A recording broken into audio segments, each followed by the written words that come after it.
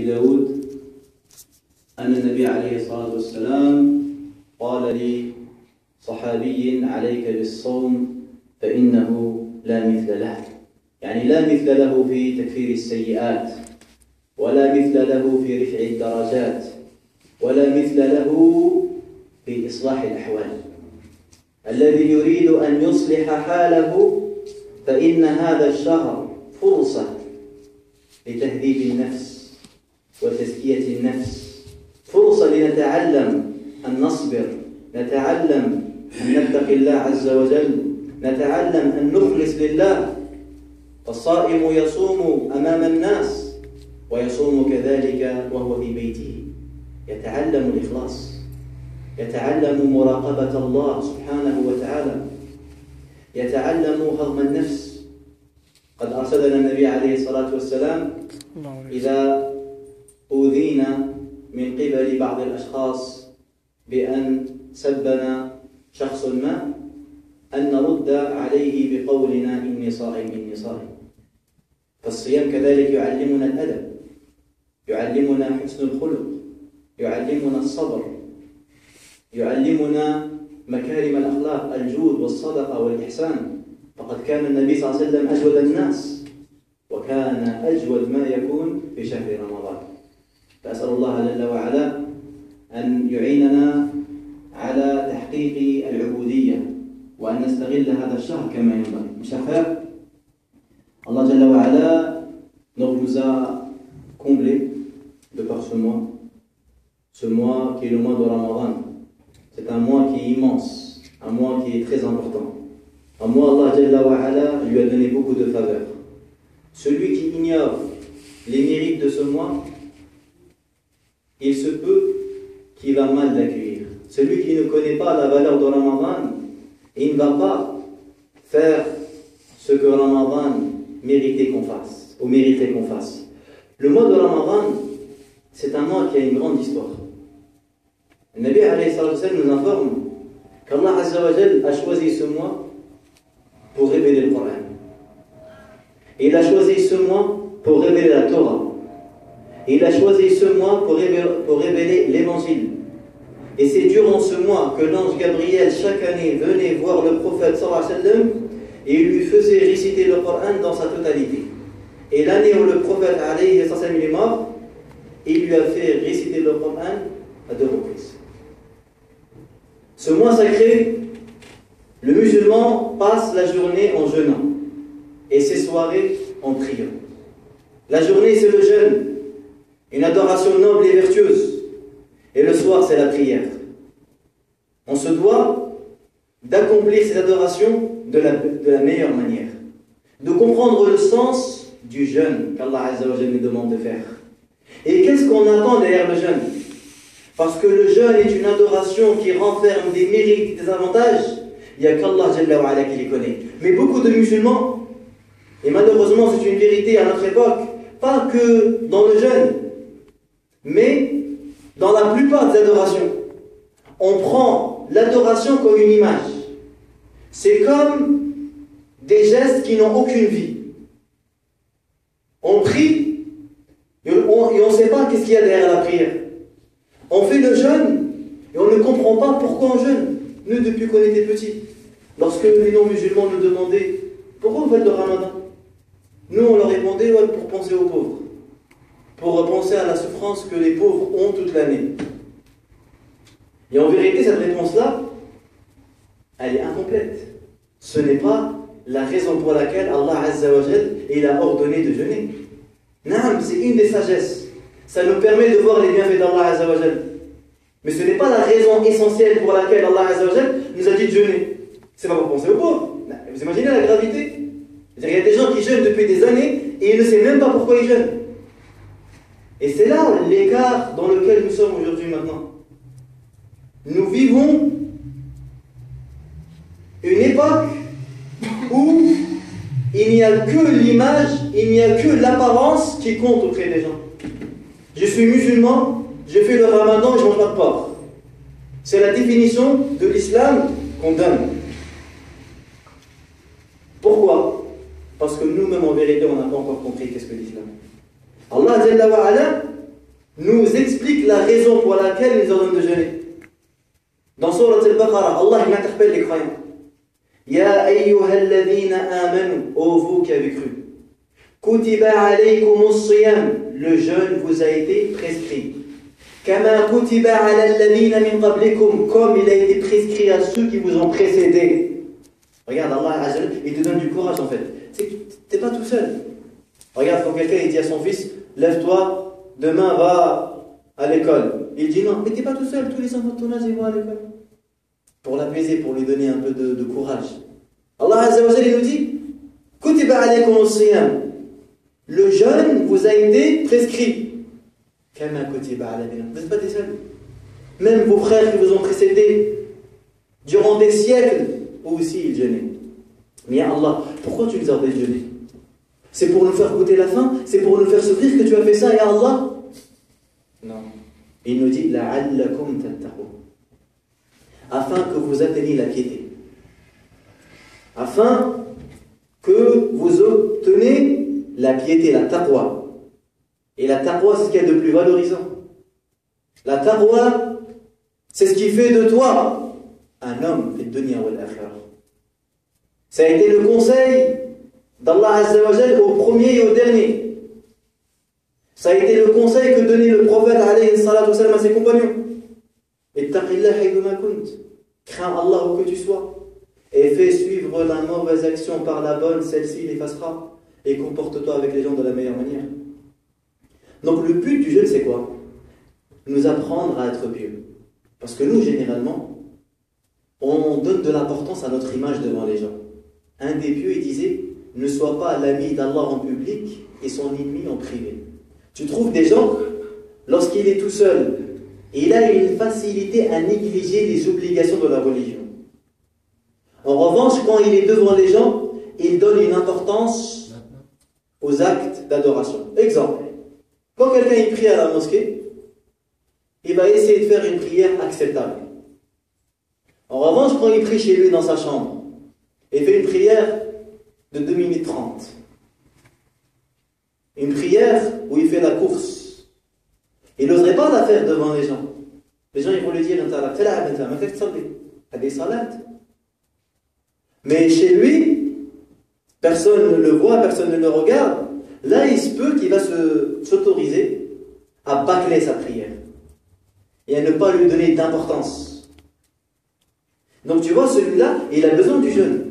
Parce que lui, le jeûneur, il arrive facilement à jeûner dans les deux situations. Quand il est devant les gens, il jeûne. Et quand il est chez lui, il jeûne également. Le frigo, il est à côté. Et ce n'est pas une raison qui fait qu'il va manger.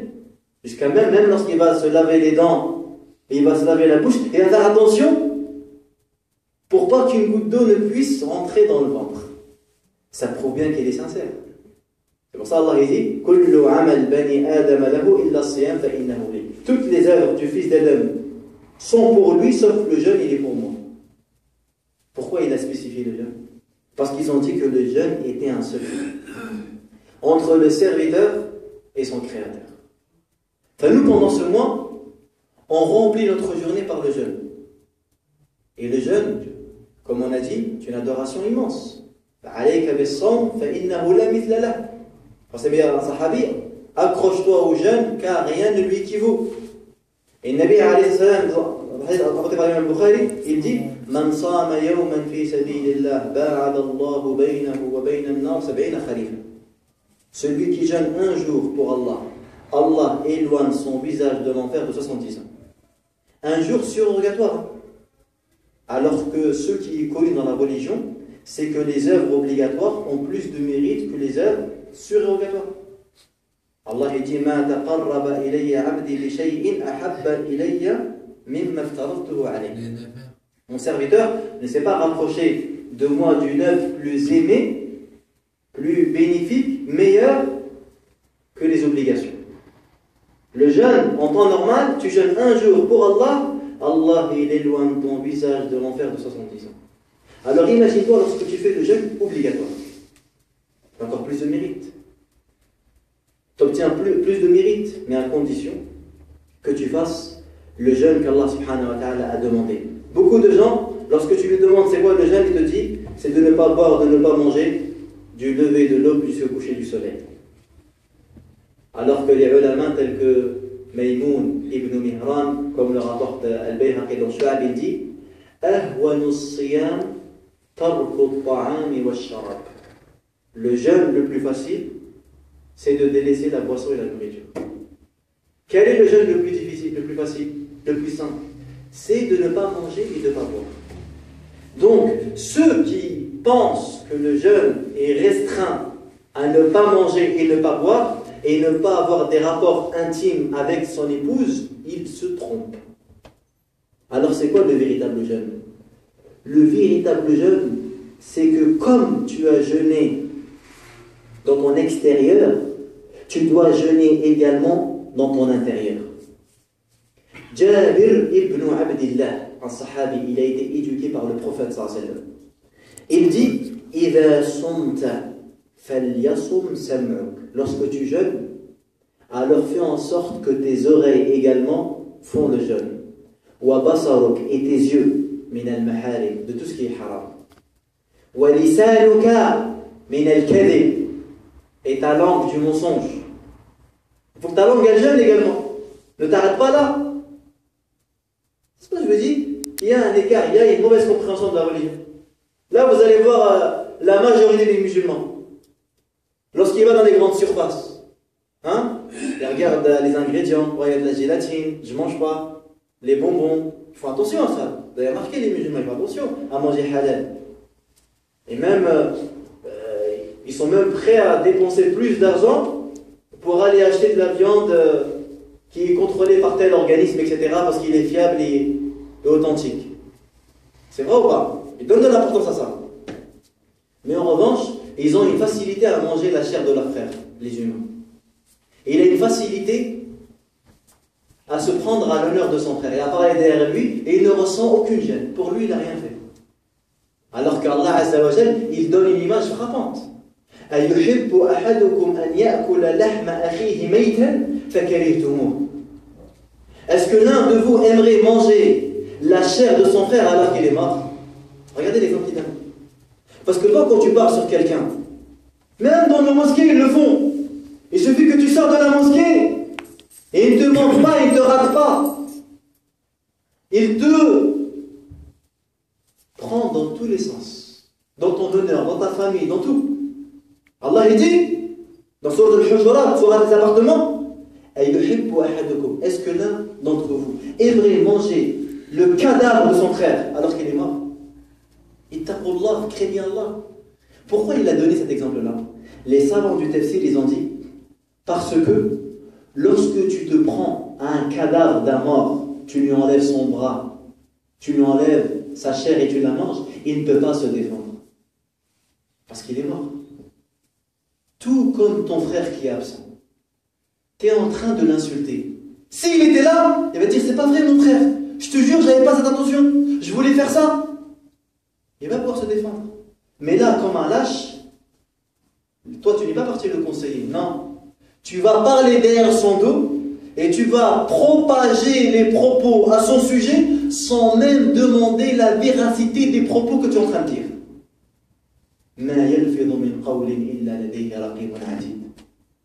Après il te dit moi je mange halal. Subhanallah. Vous avez vu? On choisit ce qui nous arrange. C'est ça le problème. C'est le problème qu'a beaucoup de musulmans à notre époque. On fait un choix des adorations qu'on aime. On choisit. Alors Jabir ibn Abdillah il dit, quand tu veux jeûner, fais jeûner tes oreilles, et fais jeûner tes yeux, et fais jeûner ta langue. Wada' abal jar, et délaisse l'injustice envers le voisin. Walyakun alayka waqarun wa sakina, et fais en sorte d'avoir une sérénité et une modestie. Ne sois pas orgueilleux, trop fier. Ne sois pas quelqu'un de grand à tes yeux. Non, sois petit, ya akhi. Les pieux avant toi, ils se voyaient petits. Abu Bakr al-Siddiq, wa ma adraka ma Abu Bakr al-Siddiq, il disait Wadittu anni sha'ra fi janbi mu'min. J'aurais souhaité être un poil sur le corps d'un croyant. Et aujourd'hui, il y en a, ils se voient haut. Il se voit important. Wana uzdirt, wana. عليك بالسكينة والوقار والتواضع ولا تجعل يوم صومك ويوم فطرك سواء. Et ne fais pas du jour où tu jeûnes et le jour où tu jeûnes pas de la même manière et de la même façon. Normalement, on doit voir une différence chez le musulman lorsqu'il jeûne et lorsqu'il ne jeûne pas.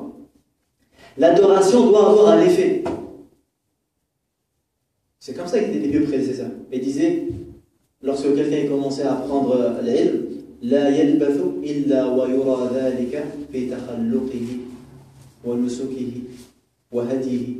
Lorsque l'un d'entre eux commençait à apprendre la religion, il assistait à un cours et à une conférence, lorsqu'il sortait, il n'était pas pareil. Sa femme lui disait, mais tu as changé. Tu as changé. Nous, aujourd'hui, on entend, on écoute. C'est pour ça qu'il n'y a pas le baraka. Parce que la baraka, elle n'est pas dans les belles paroles et dans l'apparence. La baraka, elle est dans la pratique. La baraka, elle est dans la sincérité entre le serviteur et son créateur. Et les cœurs, il n'y a qu'Allah Azza wa Jalla qui les connaît. Mais on a des signes qui nous montrent. Et parmi ces signes, notre vision, notre regard de l'adoration, comment nous, on voit l'adoration. Enfin, le jeûne est le meilleur moyen, si nous avons compris son sens, pour nous permettre de nous réformer. Le jeûne, il te permet de changer. La gloutonnerie chasse l'intelligence. Des proverbes nombreux qui vont dans ce sens. Ne pas manger, ne pas boire, te permet de t'améliorer, te permet de changer. Quand pendant un mois tu t'es habitué à ce rythme, ça signifie que tu es capable d'arrêter de fumer, parce que tu n'as pas fumé pendant un mois. Ça signifie que tu es capable de prier pendant un mois, pendant toute la vie, parce que tu as réussi à prier pendant un mois. Ça signifie que tu es capable de t'abstenir, de prononcer des futilités, des grossièretés et des bêtises, parce que tu as pu le faire pendant un mois. Donc ce n'est pas une nécessité. Parce que si c'était une nécessité, tu n'aurais pas pu t'abstenir pendant un mois. Alors comprends, Allah Azza wa Jal te fait découvrir ton corps. Il te fait découvrir ta propre personne. Afin que tu profites, afin que tu raisonnes. Peu de gens raisonnent en vérité. Peu de gens réfléchissent. Peu de gens comprennent la réelle compréhension voulue.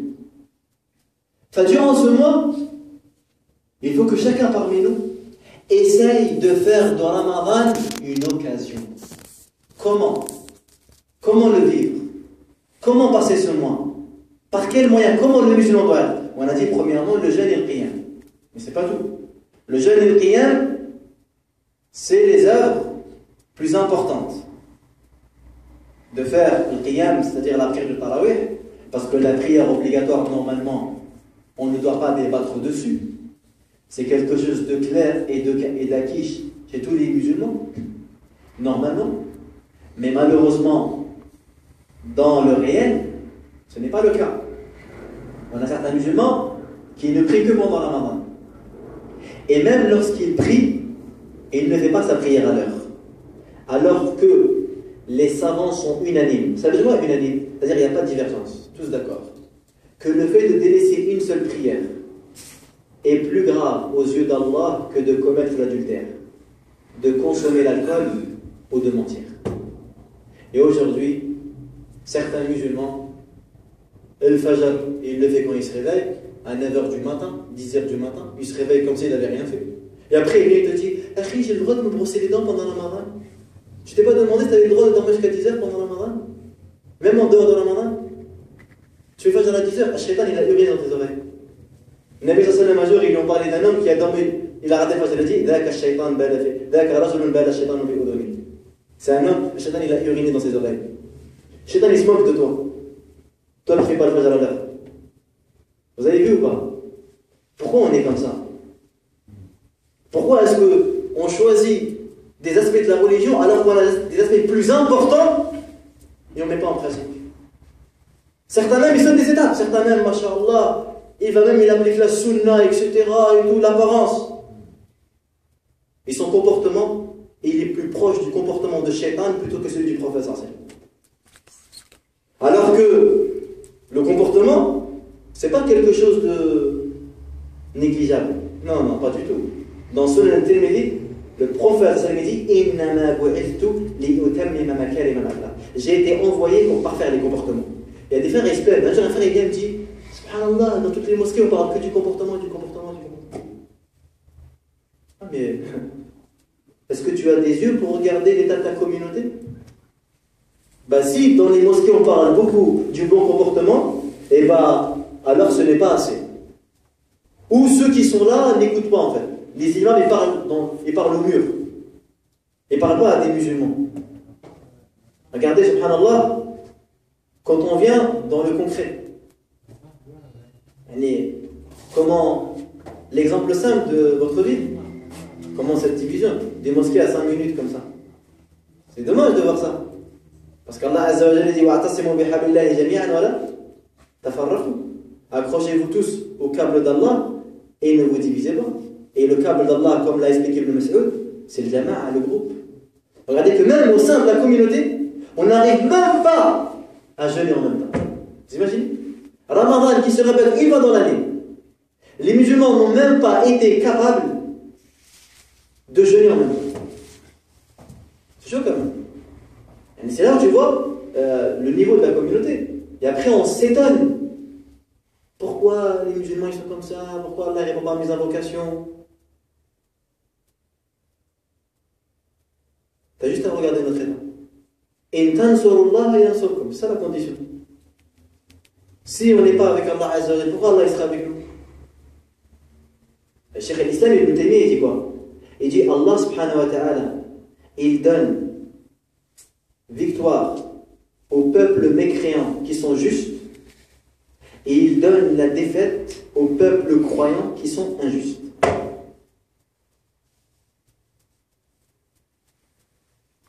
Le mécréant dans l'au-delà il n'aura rien parce qu'il ne croit pas. Mais dans le dunya, dans la vie d'ici-bas, lorsqu'il est honnête, lorsqu'il est juste, lorsqu'il travaille avec droiture, Allah lui donne. Et vous avez l'exemple de notre époque. Vous allez voir dans nos pays, vous allez voir comment les administrations fonctionnent, hein, les pots de vin, l'escroquerie.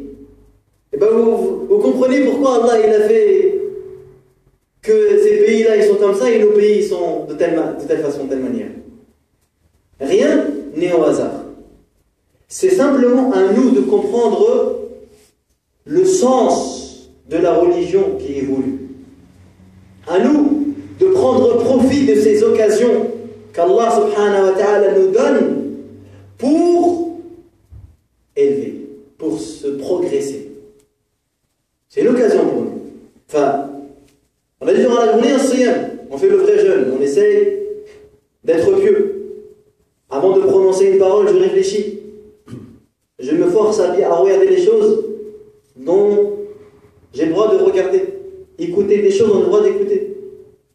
Et également, je suis assidu à prier la prière durant la nuit, la tarawih. Le Nabi sallallahu alayhi wa sallam dit qama ma'a al-imam hatta yansarif kutiba lahu qiyam layl. Celui qui prie avec l'imam jusqu'à la fin, il aura la récompense d'une nuit tout entière. Quand tu pries avec ton imam jusqu'au witr, jusqu'à ce que l'imam termine sa prière, clôture sa prière, tu as la récompense d'avoir prié jusqu'au matin. T'as vu quelqu'un qui dit moi je travaille le lendemain, je ne peux pas, si je reste jusqu'à la fin, après le lendemain j'aurai du mal à bosser. On lui dit t'inquiète pas. La religion elle a une solution à toute chose. Niyyatul mu'min khayrun min amali. L'intention du croyant est meilleure que ses actions. Ça veut dire que si toi tu es sincère dans ton cœur, que s'il n'y avait pas le travail, tu serais resté avec l'imam jusqu'à la fin et tu pars au bout de 2 rak'at avec un pincement dans ton cœur, tu aurais souhaité rester avec lui pour être écrit auprès d'Allah Azza wa Jalla parmi ceux qui veillent la nuit, mais l'obligation de la vie t'a obligé de partir. Allah Jalla wa Ala t'écrit la récompense comme si tu avais prié. Où tu as vu ça? Le Nabi sallallahu alayhi wa sallam dit innama ad-dunya li arba'ati nafar. Ad-dunya elle appartient à 4 personnes. Un homme à qui Allah lui a donné de l'argent et de la science. Et il utilise son argent fi ta'atillah. Le Nabi sallallahu alayhi wa sallam dit fahuwa fi afdal al-manazil. Il est dans le meilleur degré. Deuxième personne, il dit un homme à qui Allah lui a donné de la science mais il ne lui a pas donné d'argent. Il dit, si j'avais l'argent du premier, j'aurais fait comme lui. Le prophète, sallallahu alayhi wa sallam, dit, Huma fil ajri sawa. Ils ont la même récompense. Troisièmement, il dit, un homme à qui Allah lui a donné une richesse, mais il ne lui a pas donné de science. Alors il utilise son argent dans les péchés, n'importe comment. Celui-là,